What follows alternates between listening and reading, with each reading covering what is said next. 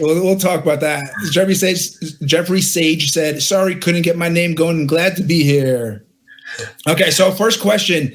Eddie Fernandez, always good with a question. So are you ready, Kyle? Mm-hmm. All right. Hey, Kyle, as a marketing expert, what marketing content do you believe hurts our industry the most?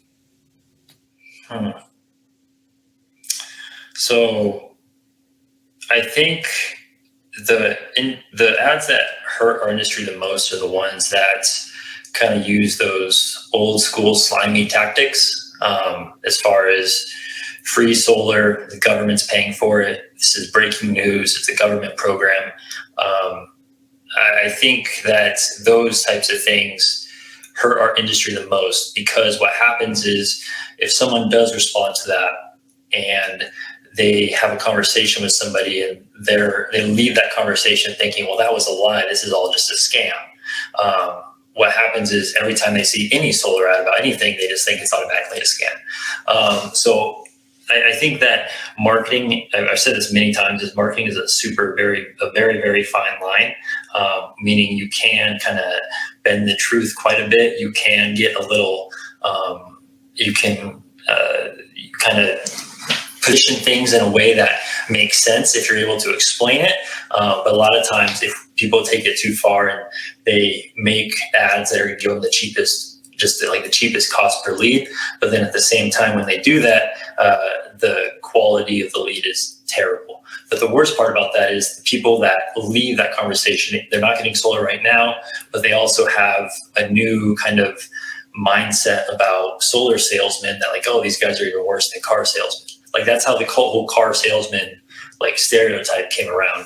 And I think those type of ads and those types of another example would be sales reps who focus more on like they're just trying to close the appointment, or not the appointment, they're trying to close the site survey. So like they get the person to sign, like they kind of make the person think like, yeah, you're doing this. This is just the next step to see if you qualify. But then they don't ever talk to the rep again. And the next thing they know, it's like someone's trying to like, hey, we're going to schedule an install date. And they're like, what? Huh? And I think little things like that are definitely unethical. I think those are the types of things that really tarnish any industry, but that's what we see specifically in solar.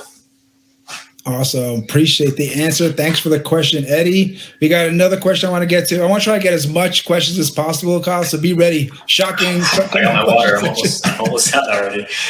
Oh, man. Now I'm going to have to go pee. Let's go. Let's wrap it up. All right, let's go. Hold it in for a little longer, bro. Jeffrey Sage wants to know, what's the best way to create leads in your opinion? Doors?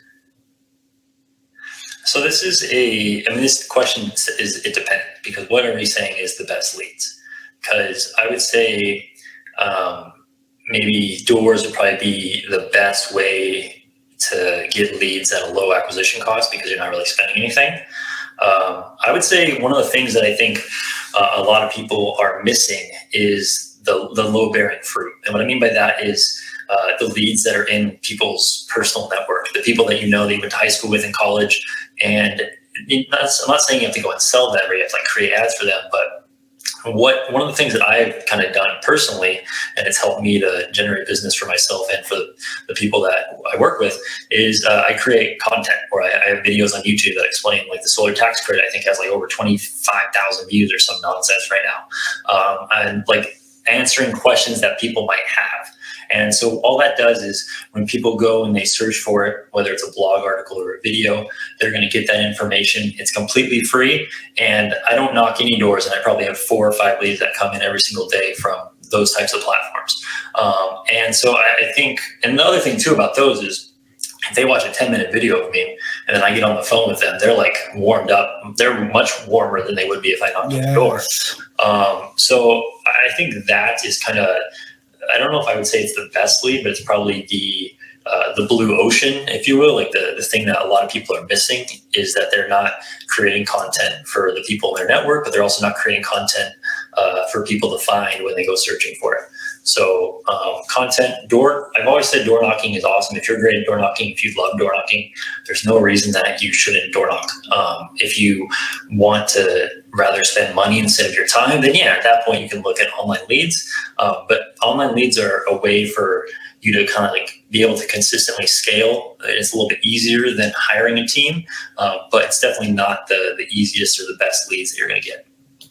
Thanks for the question, Jeffrey. He says, oh, heck yeah, thank you. So keep it coming. Keep the questions coming in. I'm going to jump in there with some of my own questions, Kyle. Mm-hmm. Okay, so the big question is, which social media platform is the best and which one do you prefer working with the most? So there's Facebook, YouTube, TikTok, Snapchat, Instagram, Twitter, blah, blah, blah. Which one's the best? Which one do you use the most? This is going to be my answer to a lot of questions. I think it depends.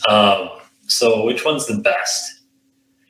Oh, man, it depends. So when I say it depends on this question, what I'm talking about is it depends on the entire, like all the different things in the situation. It depends on the market. It depends on if you're doing a big area versus a small area. It depends on the sales rep. It depends on who's going to be calling to make the appointment. And just to give you an example, like if I had a sales rep who is calling their own leads, they're not the strongest appointment setter, but they want leads and they want to be able to like work them and book appointments from that. I would recommend that they do YouTube ads. And I would actually recommend that if they are comfortable with it, creating, like I can give them a script and they can create their own video and then we use that video on the end. But because what that does is YouTube is definitely a higher quality, but the return on investment is probably never going to be, I don't want to say never, it's a little bit higher, the return on investment. The customer acquisition cost is higher on YouTube than it is on Facebook, for example, but YouTube is a lot less work because you're getting that higher quality lead. If they're watching a video, typically we're able to educate them a little bit more. When they're reading a Facebook post or a picture, it's more of like what can grab their attention and get them to respond fast. So it really depends on someone's specific situation. I would say if it could be YouTube, it could be Google, it could be Facebook. It just depends on what the person is looking for and if they're willing to call 10 new leads every single day, or if they would prefer to call 3 or 4 leads every single day that are a little bit higher quality. Are you even touching TikTok yet? Is it they're too young? Is they even worth yet? Because now you can pay for promotion and ads too, right? So I can't believe how fast time is going by. I feel like I believe I played with TikTok and I tested an ad just to see how everything worked. It might have been, I think it was this year. It might have been last year, to be honest. I don't even know. I think it was probably early this year, like February, March. And I ran one small campaign and it didn't really do anything. I didn't really expect it to do anything. I was just more kind of like trying to understand the technical side. As of right now, I wouldn't use any platform without testing it and getting some like positive results where I'm like confident that it's going to work. And as of right now, I think the audience on TikTok is still just on the young side. And I know I go on there and I've seen there's more and more audiences that are getting older and older and that are using the platform. But it's also just a place where people go for a different type of entertainment than they go to on Facebook or YouTube. On YouTube, I go to learn about something or to experience something or to enjoy something. Facebook, I scroll through my feed to see like kind of what's going on with the different people and places that I care about. But TikTok is more like I go on there just to swipe and turn my brain off almost. And so I don't really know if it ever will be. But even if it was, it just all depends on what the price is, because there's not a lot of people that are advertising there right now.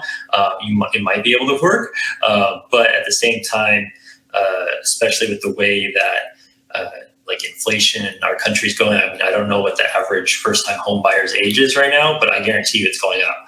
And the people that are on TikTok are down. So I would not focus on TikTok, but it's definitely something I'm always open to and I play around with. I remember the first time I went on TikTok, I think I tweeted, like I posted about it on Facebook. I was like, I never felt old in my life until I went on TikTok. And then I went on TikTok and it was like, these kids are in high school. Like you get to a point when you're like, everyone that's younger than you looks 12. And I was just on TikTok and I was like, how come everyone's 12?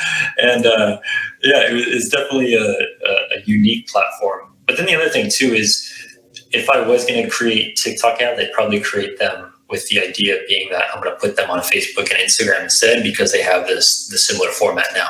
And if you are targeting 35 to 55 adults, then they're probably going to be doing whatever Facebook calls it, Reels or whatever.